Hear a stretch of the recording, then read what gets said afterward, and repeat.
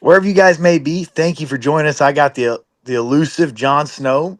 Most of y'all can't even get this guy to talk to you. Hopefully, we'll keep this PG. We'll see how it goes. But I'll this try. guy's awesome, awesome. So we hope you guys enjoy this. So, John, man, tell me, why are you into Web3? Like, you could be programming, doing anything. I mean, you've shown your skills to be rather impressive. So, why Web3?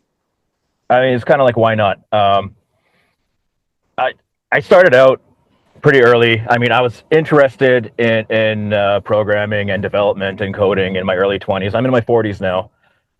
So 20 years ago, I tried to pursue a career in software development, engineering, and particularly NetSec, network security. You go out, get all these certifications, you study, and you jump through all the hoops, and the jobs just they don't really exist unless you make the work yourself. And I was fairly young at the time, got married young, started having kids young, and like being where I am, my choices were effectively, I could stay home, raise the kids, or I could venture out to Vancouver or Toronto and try to find a job, which is a struggle for anybody really in Canada. You'll hear that story a lot, but as time went on, I realized all the skills that I had built. They kind of apply directly to Web3, and they translate into all the skills you need to kind of start building your own applications, your own projects, and you don't really have to answer to anybody.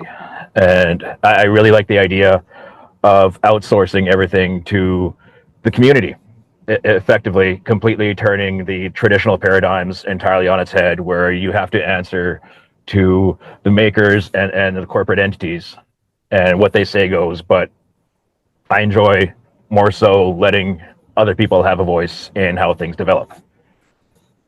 Nice, nice. So, you've built several different projects in Web3, for sure. What's kind of been like one of the biggest challenges you think in the Web3 building environment? Biggest challenges has been trying to convince people you're not a scammer. Really, is what it comes. I mean, that's the hardest part.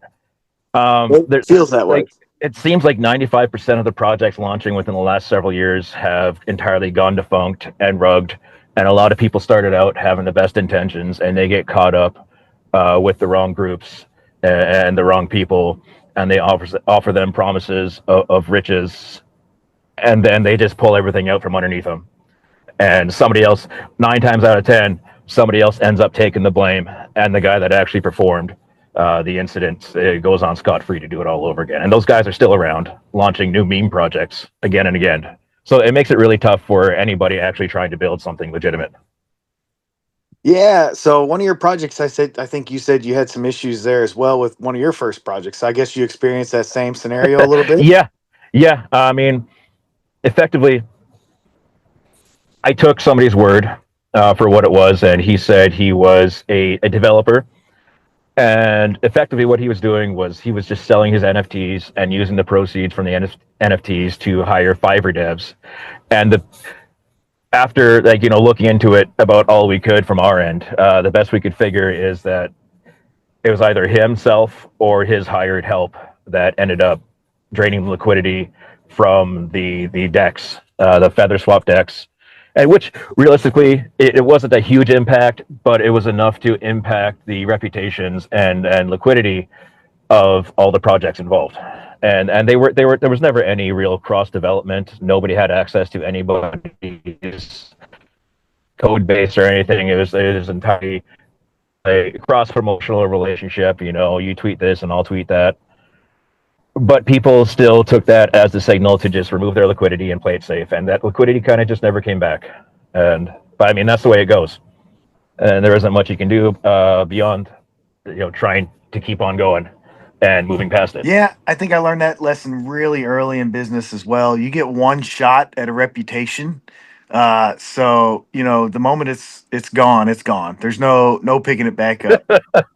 Uh, so with that being said, you're super active in the community again. Been around, talk to you a while, talked to a lot of the Four Dads and a couple of those guys. So I know you're well connected to the Flare community. Where do you see how do you see your life interacting with crypto? Particularly in the next 3 to 5 years. I mean, my entire goal, as far as Web3 and crypto is concerned, isn't to just gamble it all away. I mean, I want to build multiple streams of passive, reliable income, and that's kind of what the goal is. Not just for myself, but to set it up for the community where they can become a part of the Flare inner workings with the infrastructure, and by supporting my data provider and infrastructure early on, they can actually share in the proceeds long term from profiting uh, directly off of the proceeds from the foundation to the infrastructure providers, and not just from staking and delegation, which they can do as well. But I've got I'd probably 90% of the back end up and running. Um, Lots of testing going on. I spend a lot of time testing everything over and over again, and my wife gets frustrated because I spend more time testing than I do paying attention to her, and I hear about that quite a bit. um, I get that myself from time to time. but I mean, I like the way it's moving. We're picking up momentum, and as far as I can tell, everything seems to be working on the back end. And what I really need to push for now is moving towards distribution of the initial NFT series in order to uh, drive home that the community is the most important part of the project, really, because without them, it doesn't happen at all. And in order to make that self bond requirement of 1 million FLR, I mean, I can outsource it and I could probably bring on partners, but that's not always the greatest option because that's typically how the rug pull events happen. And I have been approached privately probably about a half a dozen different times by guys who seem kind of sketchy, somewhat unreliable, and they say flat out that I'm going to give you this money, I'm going to lend it to you, and you have to pay it back in X amount of time. But I want to see these types of returns, and they want to be in control the whole time. And I don't want to give up control of the project because that's when things really start going wrong, in my experience. Oh, and you've got a So ton of I experience. want some experience. I wouldn't say a ton. Yeah, I mean, You got I more didn't than really the get. average person in the network. Let's be honest. um, but I mean, I have been pretty hesitant to do these interviews. I've gotten a few offers, but I mean, you seem like one of the most genuine guys. So I mean, chat with you on and off DMs, and you seem like an honest guy, and you're trying to do your thing. I'm trying to do my thing, and I think we can make that work. Oh, 100%, 100%. Like you, I'm completely doxxed. Like if, like I've got my other company. Like people can find me on LinkedIn. Like I am visible as it gets. So, which is Yeah. kind of a sketchy thing in the whole industry, but Uh huh. it's life in general. So I take it and run with it. But yeah, no, I love being transparent. I love being honest. I'm a good country boy. That's just the way I was raised. And my dad taught me, your word is your word. Now, obviously, you're not perfect, but not keeping at least close should just destroy you. And that's exactly how I feel about it. So I appreciate that sentiment about me, and hopefully that rains out. But so tell me a little bit about where you're at with the project. I did buy one of your NFTs. Uh, so I'm definitely going to buy another one of the bigger ones here very shortly. Um, Buy as many as you want. I bet. So how does that work? Kind of, well, let's be honest, people have seen this with the NFTs before. Uh huh. And again, I'm not bashing any projects. I've kept a close eye on I think it was the True Gems launched their Uh huh. Genesis Pass. And, Yep. people say they get some returns, but not kind of what they were promising. I don't think I've seen anything promised on your I didn't website, which see. is good. No, well, yeah. I don't want to make promises. I just want to try to deliver. That's my entire motto. Really. I can try to guess and invent numbers, but those numbers are never going to be accurate. And the only promise I can make is that as long as everything is profitable, I will 100% contribute 50% of all profits to the holders. And those profits get distributed to a unique contract. And the back end distribution system already exists. It's working. That's thoroughly tested. I spent 6 months just building that alone. through the royalty vault, which anybody can adopt. They can go on there. If you're an NFT collection owner, you can go visit the royalty vault page and click a button, enter your collection address, connect your owner's wallet. And the owner's wallet is the only wallet that can deploy a distribution contract for your collection. So other people can't just go on there and try to claim ownership and scam their way to FLR distributions. And through that interface, you can also delegate to data providers. And I just came out with successful tests of monthly FLR drops, which I totally forgot about until like a couple of weeks later, and I go, oh yeah, I forgot to test that thing, and it works. So I mean, I just finished integrating that into the front end interface just last night. So now collection owners can go on there, open up the interface, click a button, and if they have WFLR sitting in their contracts, they can delegate it and collect their monthly FLR drops. And those drops and the delegation rewards and 100% of all secondary NFT sales on marketplaces all go to the holders. And you know, they don't have to collect all the time because the distribution contract automatically holds portions for every single token ID. So the more token IDs you hold, the more you can collect, and you don't even have to collect. You can just sit it there, let it sit in the contract, and it'll just compound over time. So, I mean, that has, I don't want to make claims about tax law, but various jurisdictions have different laws. Oh, And 100%. a lot of those jurisdictions, if you're claiming, you're creating tax implications. But if you just leave it sit and you're not touching it, you're not claiming anything, it just compounds. And you're in some jurisdictions, you're not creating those taxable events. Gotcha. So what you're saying is like if I buy one of your NFTs, I don't have to worry about doing anything right now. It'll sit there and compound, and when I'm ready to Yeah. collect it, I can collect it later. Yes. Yes. Nice, Absolutely. nice. Oh man. So I love, like I said, I mean the NFT thing, it's there, right? But you know, everybody's hopefully we're almost over this whole JPEG image kind of thing with NFTs, Well, and we yeah. I start mean, kind of seeing some real life value out of them.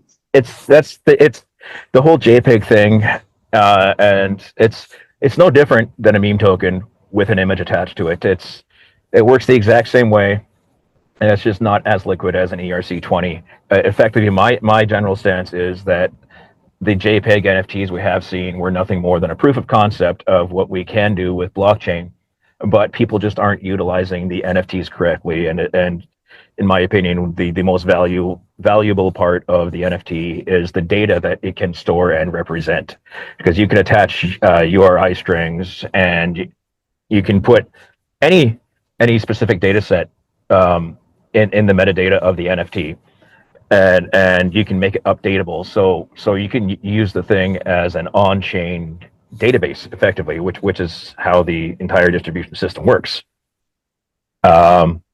Anytime an amount, a registered ERC20 or FLR is distributed to a contract, it emits an event on chain, and then each token ID is built to be able to claim according to the events.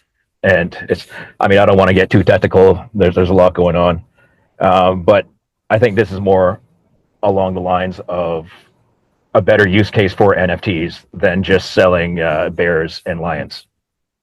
100%. Like I think NFTs, like in my mind, I'm looking for an NFT to represent a house, right? And then when house Right. payment Oh comes yeah. in, Bingo. it's Yep. self-distributed, right? Which is Uh-huh. kind of where you're at with it, to my understanding. Mm-hmm. Now, Yeah. now, how do people, when somebody's going to look at yours, how are people going to know? Like, where are you displaying that information for them? Say, hey, the returns came in, the revenue, is all that can be nicely displayed? Because I've skimmed over your Yeah. website a little bit, but it's not Uh-huh. as user friendly as I would say. Like I like stuff Oh that's yeah, for stupid sure. for I simple already know people. that. I mean, my goal was to get it up and get it working and get the back end out. And then I would worry about making the interface a little more user friendly when I have the time to do so. I mean, I absolutely can integrate some hard data into the interface and say this is how much this token ID has accrued, this is how much this is paid out, this is how much it's yielded an APY over X amount of time, and this is how much is projected. That data is all on chain, It's just a matter of setting up the front end interface to translate it to something readable by the average user. Yeah. That's where we got below average. Let's get to the below average user. Those are the people. Yeah. um, that's awesome because again, people can that's what I love about the NFT. Like you could resell the value later, especially Uh-huh. if it's compounding one. So you could buy it for 20 and like you could collect your 20-30 bucks throughout the year, whatever. Because I think that was the Well, lowest one. that's the thing as well, because they kind of also sell themselves, because whether or not an NFT is minted or distributed, it still accumulates and compounds value. So if an NFT Really? remains sold for an entire year, then it's sitting there waiting to be minted so somebody can claim the amounts owed to it. So Wow. So what you're saying, let me make sure I got this down for basic people, right? Because I don't want you to get too complex on it. So what you're saying is, right, you've got an NFT that's worth $19. And if for some uh-huh. reason in 6 months it's still for sale, its Yeah, value is going to be more than $19 because its stored value is already increased in value. the stored value will offset the cost of the sale itself. Gotcha. Okay. Yep. Nice. So the longer your NFTs are sitting on the market, the better it is for people who are watching it, waiting to buy it at the peak price. But that's impressive. Well, Nice. it'll build an equal amount of value if you were to buy it right now versus letting it sit and buy it later. And that goes not just for my collection, but any collection that uses the distribution system. How So many are you? Is there anybody even using it yet? The distribution system. there's a couple collections using it on Songbird. I don't think anybody's adopted it for Flare yet. Floor Can you share Sweeper, with us who's shout using it out to on Floor Songbird? Sweeper and Canary Reborn. Um, but Floor Sweeper, he's come up with his own unique little economy there, and he has the Galactic Maid collection, I think, and it's a limited edition for him, 589, and he has Everybody loves multiple. that number. Uh-huh. You got to throw the 589, and holders of the Galactic Maid limited edition actually collect value from his other collections. So if you hold the Galactic Maid, and royalty sales from his other collections go towards the Galactic Maid holders. And Gotcha. I believe he just started delegating through the contract, so any balances held within his contract will start compounding as well. Nice. So you got some nice users already, and the proof of concept it works. Yes. So Songbird's doing what Songbird does, and it's being tested out in a real world economy scenario. And I believe Floor Sweeper also plans on deploying to Flare, where he will also be using the system. Nice. Man. So you've got two different tokens out. You want to kind of talk to us about the thought process behind the two different token NFTs. Let me rephrase that. You got two different NFTs out. So you want to Uh-huh. break that down for me, the two different types and how they Well, work. I I wanted to make it accessible and affordable. You know, there's going to be effectively two groups of people. There's going to be the people that want to participate but don't have the liquidity to compete with the larger holders. Who, I mean, there's a small handful of people that go around and buy up the majority of NFT collections, and they have the money to throw around. And but I wanted to gear it more towards the people that don't necessarily have access to that kind of liquidity, still want to participate and contribute and create those uh, lines of passive income for themselves as well. Um, so the Player One series is limited to 500 NFTs total. No more can be minted. And those go for 10,000 FLR each for larger holders, and they get 60% of the deposits, not the deposits, but the distributions from the profits of the infrastructure. And the Player 2 series is 5,000 total supply and a 1,000 FLR entry in order to mint one of those NFTs. And those get 40% of the distributions. You know, I'm trying to make it fair and accessible while still incentivizing liquidity to enter the market and contribute to the system. It's a tough Gotcha. balance to hit. Oh, for sure. No, I mean, you Yeah. can't make everybody. If here's the thing, I always learned, you can't make everybody happy. But I think you Uh found huh. a nice median. I don't think the high is too high. Um, uh, How much was the high again? I was thinking you said 10,000. 10,000. Yeah, which Yeah. is terrible. What's that? A couple $100? Yeah. Yeah. I mean, I mean, that's I've not seen guys terrible. go throw thousands of dollars at some Uh, Godzilla Tinky Inu garbage that dumps the next day, and they go, oh well, and they toss hundreds of dollars at the next one. But I don't see why those guys can't come into Flare and say, okay, I've wasted all my money and I want to put my money to work with something serious. And I think that's kind of the direction where the market is going. We're going to see a rise in the adoption of utility as people realize that these degen market casinos just aren't working anymore. they weren't. I mean, they were only working for a handful of people as it was. Yeah, yeah, So that's the thing. yeah, I mean, I cannot wait. Like I said, the utilities where it's really going to be at. So I'm super excited for that. Well, man, what's up, brother? How you doing? Yeah, Will made it. He made it. I'm here. Hey, John. Nice to meet you, man. Yeah, nice to hear from you. All right. I'm making breakfast. So I'll be a fly in the wall. Sure. That's awesome. So yeah, man, kind of lost track where we're at there for a second. You were just asking about the two different tokens, the NFTs, player one, Gotcha, player gotcha. two. So is Yeah. your validator up and running since you're selling the NFTs, or is it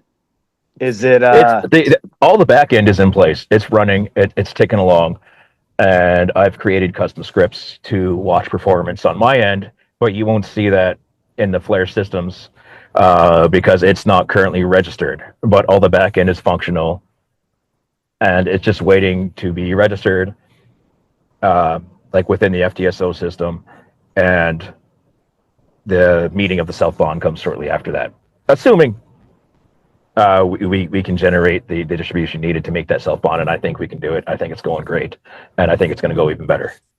so if you don't make it, what are you going to do with you going to just redistribute it back for some reason, Oh, or what's your plan? well, I mean, I do have other options as far as making that self bond is concerned. I have offers on the table, Gotcha. but I want those offers to be kind of like the last resort, you know. No, And I could do a little from column A, a little from column B, take the proceeds and take up one of those offers from like the one offer I am considering is from a really trustworthy group of guys, and it might end up being a combination of funds from the NFT sales and taking on the partnership from the other guys, which isn't a huge deal because NFT sales will still continue. We'll still keep minting, and then as those mint out, we can kind of pay those guys out with their interest, so it's profitable for them to get in and get us running, which I greatly appreciate everybody the wins. offer. Everybody wins. It's win win win win all the way around. Nice. So what's your you got a hard stop date? Like what is your thought process? What are you thinking for a hard launch date for yourself to get everything done? I love this putting devs under pressure. Like them and Yeah. dates are You different. know, I've got I a don't want friend. I got a dates. close friend. I got a close friend Uh who's a programmer. Right, the huh. dude is ridiculously terrible about dates. No, no, that's Terrible, totally just understandable. Is that you can be awful. working on something one day, this is going great, this is amazing, it's working. I'm just going to push this one update, and what the hell just happened?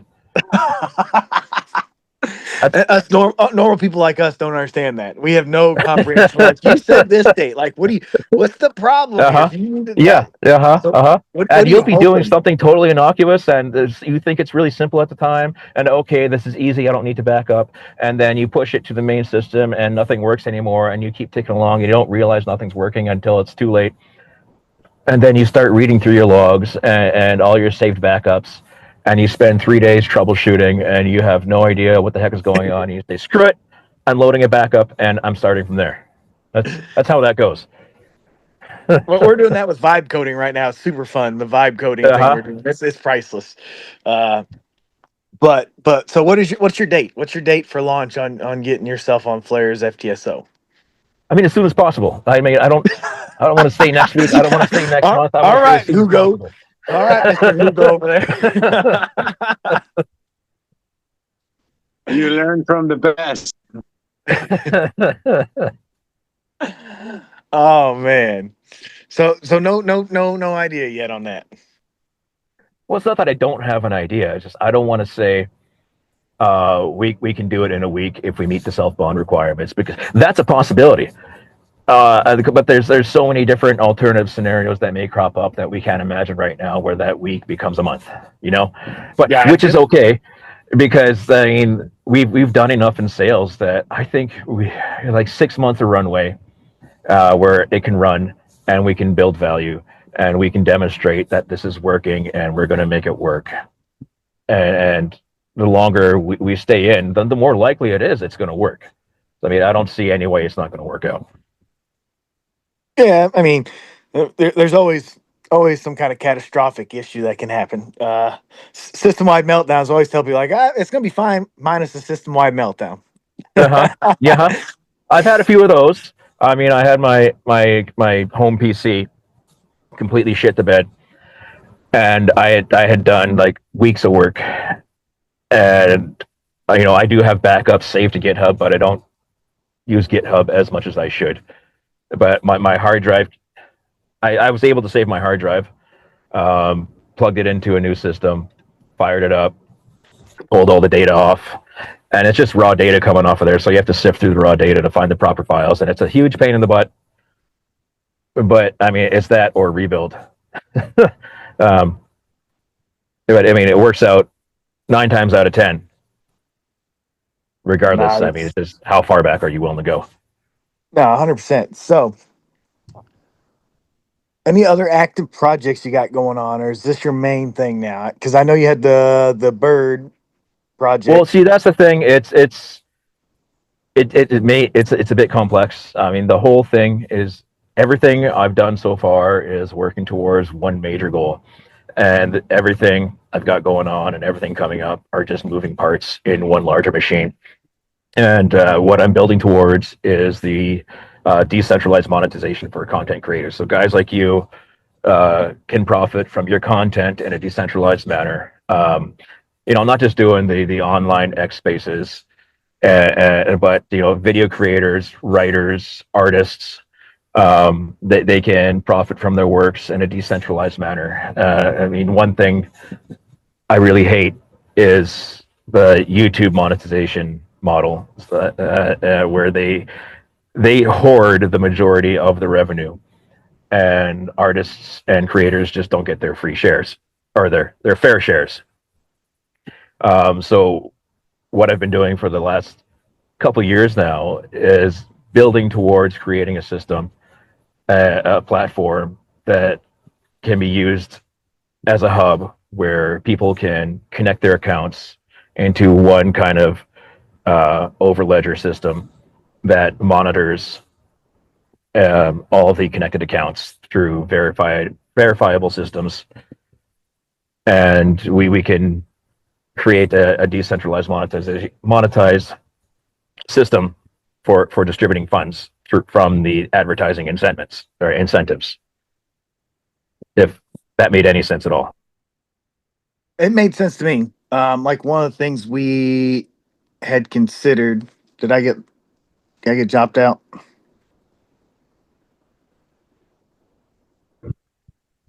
What's up, man? Am I back? Yes, sir.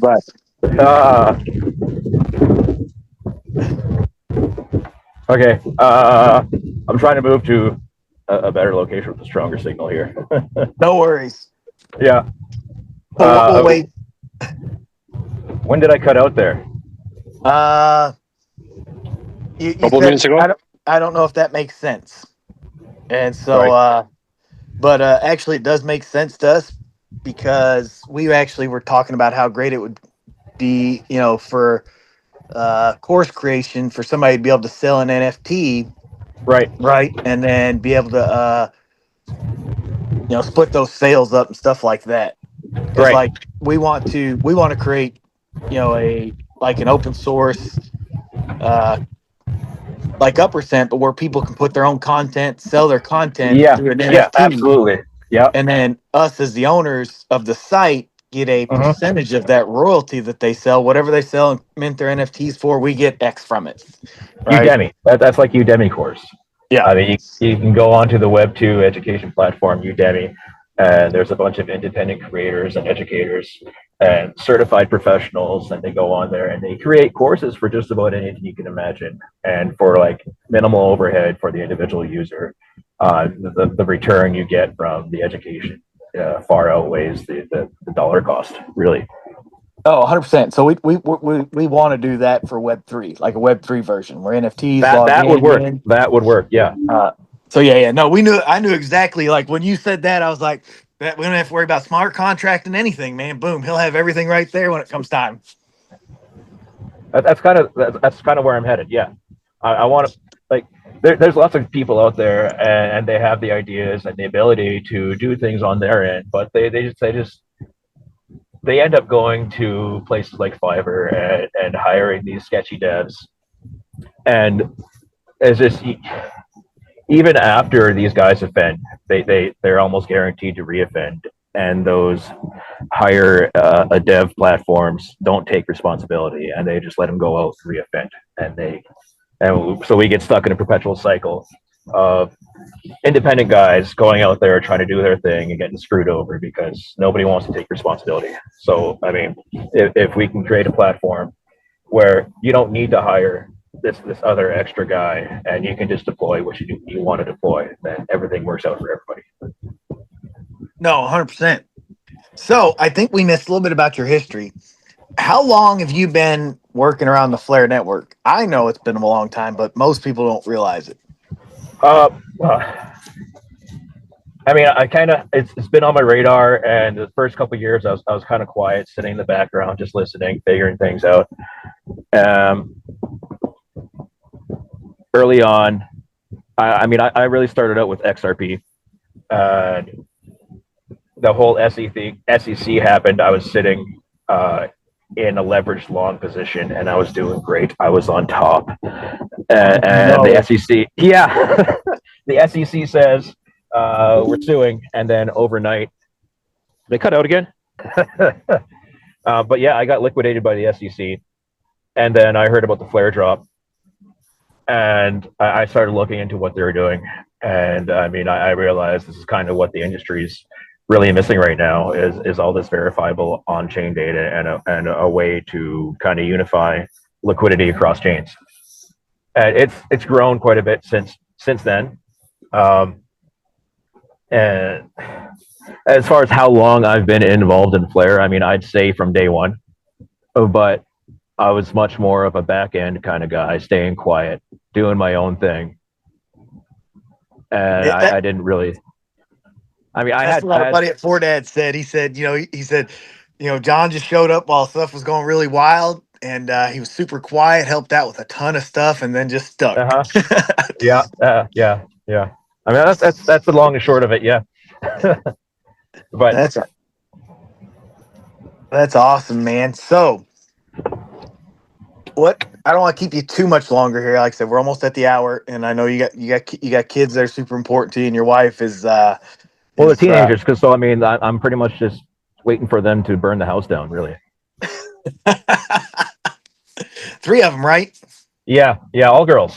Oh, you poor thing. When I left the house, they were sitting there watching Titanic for the 99th time. So they might be in a good mood when you get back. They're going to be distraught. Oh man. So, what would you? I mean, if you had to give somebody some advice about, where they're going with everything, what advice, based on all your knowledge, would you give somebody about being protective of their assets and working around the community? Like that's one of the biggest things. Like you said, you don't want to be a scammer. I had actually asked you, like, how do you vet projects? So how should people vet you and your project, right, and vet other projects in the future? Like, how do they protect themselves? Well, first of all, I mean, the first major step I took was incorporating myself. So that effectively means that I'm doxxed by the British, the government of British Columbia in Canada through my corporation, and that my certification of incorporation was actually subjected to clave of sat reps. So if I go rogue, I mean, you can just get a hold of Clavy and he pushes the button, the big red button, and says, go get him. That's but beyond that, I mean, you mentioned Brent and Four Dads. Those guys, but they're great. I mean, they know who I am. They know where I live. Again, that's just another big red button. So Oh I yeah, mean, both you and I know that, like I said. But how I'm trying to help other people understand the best way to protect themselves. I know how to find you, John. I know all kinds of connections for you. I'm well connected I with mean, the the best community. thing people can do to protect themselves is to kind of just don't risk more than they can afford to lose when it comes to layer twos. And people can say that they're doxxed and this and that, and they can say it all day long. But if they're brand new to the ecosystem and nobody's ever heard of them and they operate behind empty JPEGs, then there's a significant chance that you should be asking more questions. And if you have questions to ask, don't be afraid of asking questions. If people don't want to ask your questions or answer your questions that you're asking, then that's just another huge red flag. And you should probably say, no, this isn't for me. We've noticed you are the question asking king. Like he's like the like, and you never really say like this is bad. You just say, hey, what about this? This isn't answered. Like you just point out the red flags. Like it's not like you Yeah, oh yeah. actually say somebody's People don't like bad. that, but somebody has to ask the questions. I mean, Oh yeah, no, I mean I understand. We've had lots of conversations back and forth about it. You know, like there's that fine line. Like you don't want to destroy a project, but you want to uh-huh. ask thoroughly. Like how is this? What is this? And why? Like so there's that tightrope to walk, and it's just so tough sometimes. Oh yeah. But I mean, somebody has to be a button pusher, and a lot of people don't want to push that button because they're worried about their reputation online and where they fit into those projects. And a lot of those projects act as gatekeepers. I mean, I'm not going to call out particular projects right now, but there are projects out there that gatekeep what's going on behind the scenes, and the people that ask questions typically get removed from those groups. Which again, if you're asking questions and you're in a private group and they say, okay, we don't want you in our group, that's just another huge red flag. Yep. I mean, that's the thing. You just got to keep an eye on them red flags and add them up for sure. So it's such an interesting thing. And I think you hit the nail on the head, though, is A, don't risk no more money than you're willing to lose in a new project for sure. And then B, ask questions, ask plenty of questions. So I get that 100%. Well, do you like, I don't have any other questions for him, man. Do you got any questions before we close this out, brother? No, I want to hear the first part of the interview that I missed, but it was so nice to meet you, John. It's nice to put a face to the X handle for sure.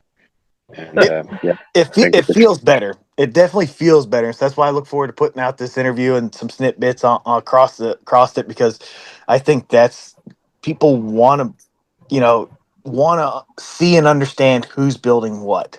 And like I said, I've already bought one of yours just because I know you, and I want to support your project and what you're doing. And I'm going to buy one of the bigger ones here very shortly, as soon as I get some of my money freed up from Uphold.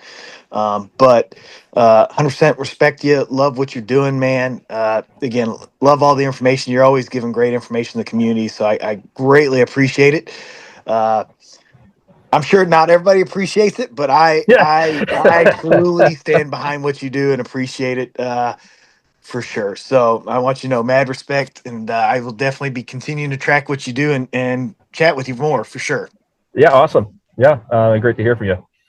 I mean, it's just me. I mean, I much prefer the medium of text. I can type and I can think and I can articulate as I go, and there's not really the pressure where I have to stick this out right now with the first word that pops off the top of my head, you know. I So know. We talked. That's why you don't like to get on the live calls. And when they called you up, I knew you weren't coming up to that stage. I knew you weren't coming up to that stage yesterday when they called you up. I had no idea that I was on there. Like I just like, oh, Steven's in an X Spaces. I'm going to listen in and see what he has to say. And then somebody asked me to be a speaker. I'm like, whoa, why am I being asked to be a speaker? I didn't sign up for that. Oh no, come on now. You're like I said, you're elusive, man. Everybody wants.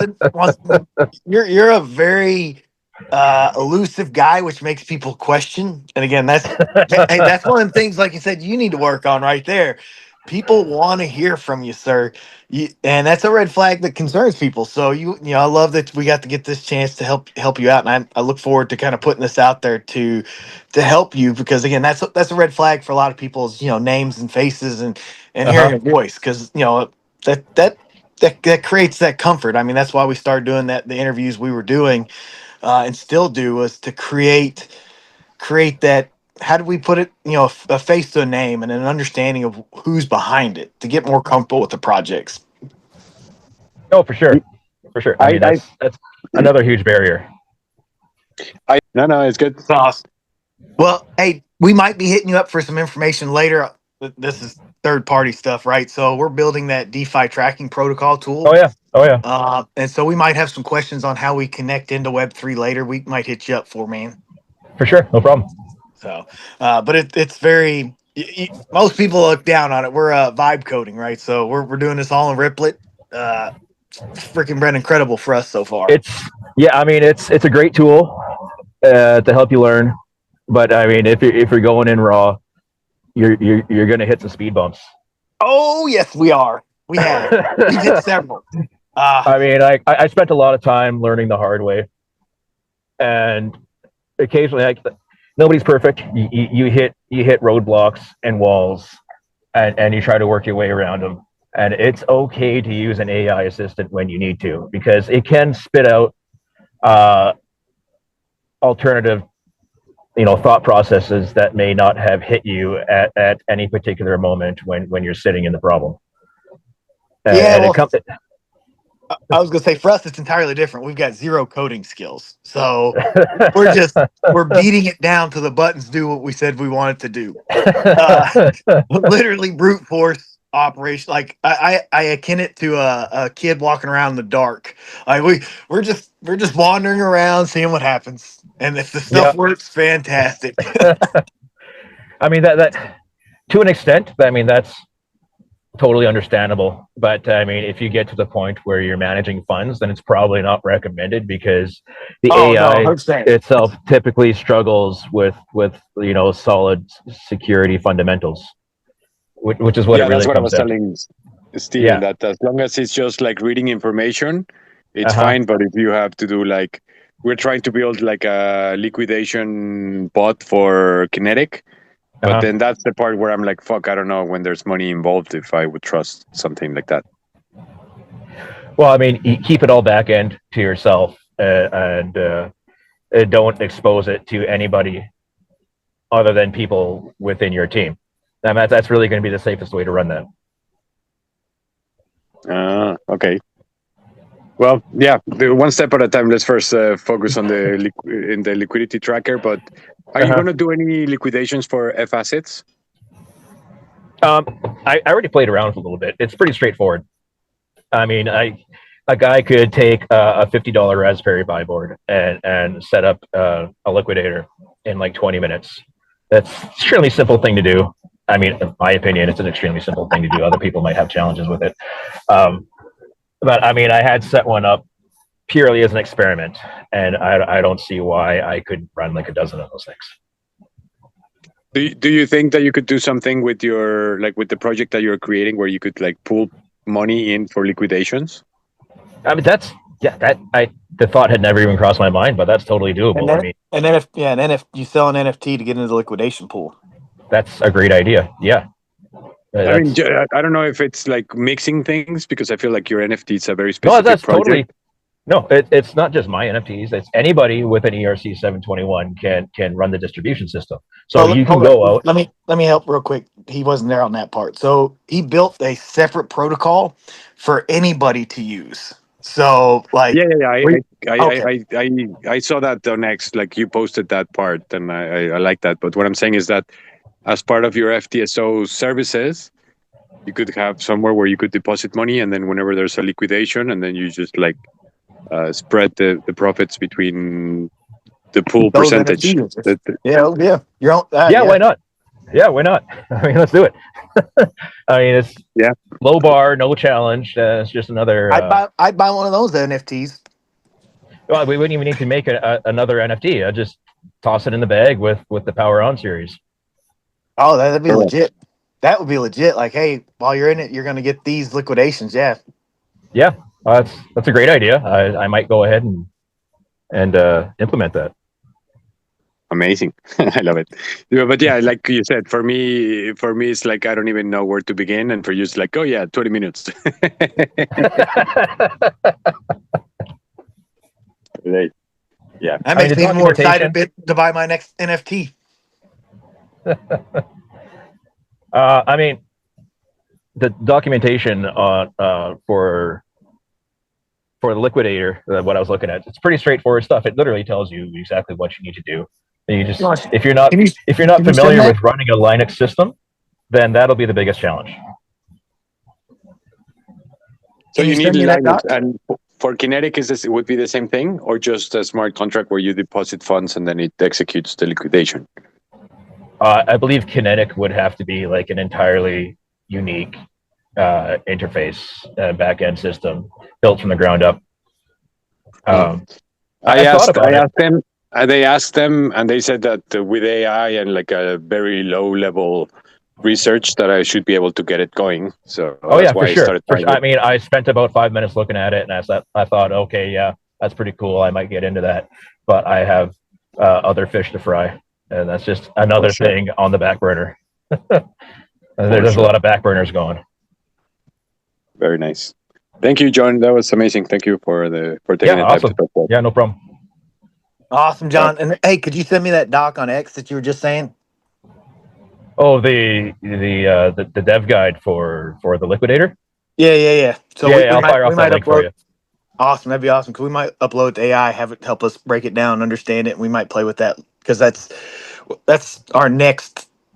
It's on our back burner, but it's on our radar. Obviously, Yeah. especially with FS that's coming along. Uh-huh. Can we take advantage of stupid people? I mean, if they're going to be You know what? stupid, somebody's got to be It's a there to take great starter advantage. project. It's a very entry level project that anybody can do if they're willing to put in the effort. Effort is what we're willing to put in for sure. Right. That's not a problem. Awesome. I appreciate it, John, brother. We'll get this put together, spliced out over the next week or so, man. Yeah, no But problem. dude, looking forward to it. Like I said, I'm going to be buying another NFT. Definitely loop that into your NFTs. I mean, I would love to have that as part of that. So I can't imagine nobody else not wanting to be in on that for sure. Yeah, I mean it's a matter of getting the word out right now, which is Yep. kind of why I rolled over and I said, okay, I'll talk to Steven. Oh, that's awesome. Have All a great right, weekend, man. man. Have a good weekend, brother. See ya. Yeah, you too. Have a good one. So.